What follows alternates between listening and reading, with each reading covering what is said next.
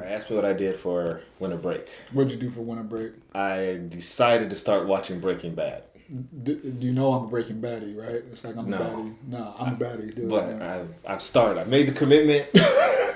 I'm gonna do this. It's probably gonna take me a full 5 or 6 years, but I'm going it to sounds watch like Breaking you're not Bad. gonna want to watch this. But go ahead. I'm gonna watch Breaking Bad. So I know you now. I now know you're a Breaking Bad. Yes, I'm all in. I know you like the Walking Dead. You like all that stuff. I like deviant white guys. Tell me about Deviant White guys.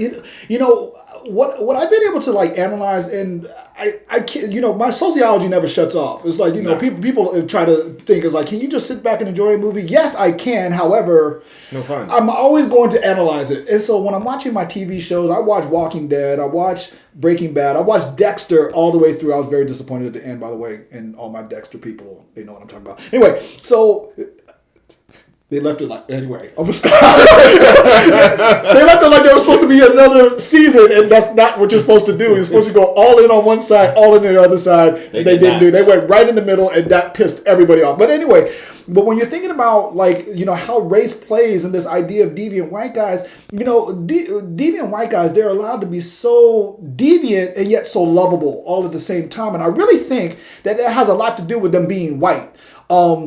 Please don't misunderstand this. I know that there's a lot of characters out there that are people of color, but when it comes to like likability and stuff like that, when you make a white guy into the deviant one, they become so likable. They're the way that with Walter White and everything. The whole idea of him is that he's supposed to be learning how to do all of this stuff. He's supposed to learn how to make meth. He's supposed to learn how to sell drugs. He's supposed to learn how to become Heisenberg and all of that stuff. He needs to learn all of that. But if you were to change the race on him, let's say you made him a black dude.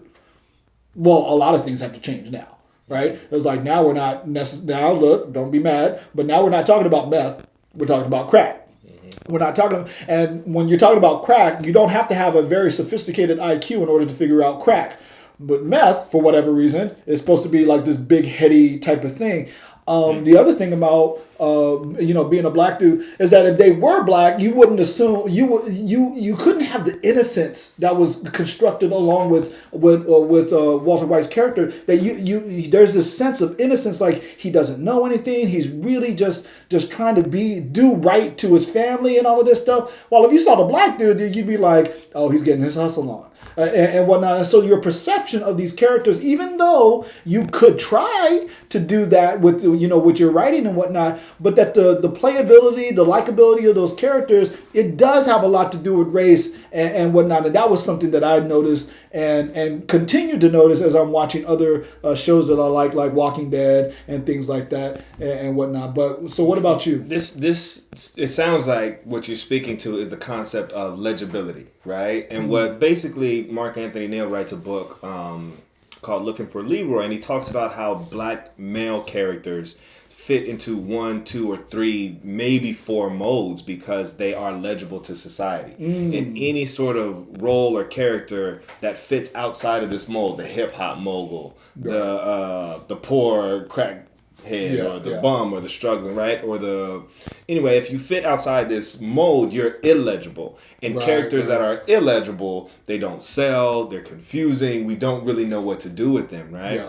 And so I think in hearing about these characters, and this, the Breaking Bad character, these are not new tropes, right? And they occur not just in these horrific sort of like Dexter on Showtime or Breaking Bad, these shows that occur outside of broadcast network. We've seen everything from comedy, right? Charlie Sheen in 2.5 Men. Yes.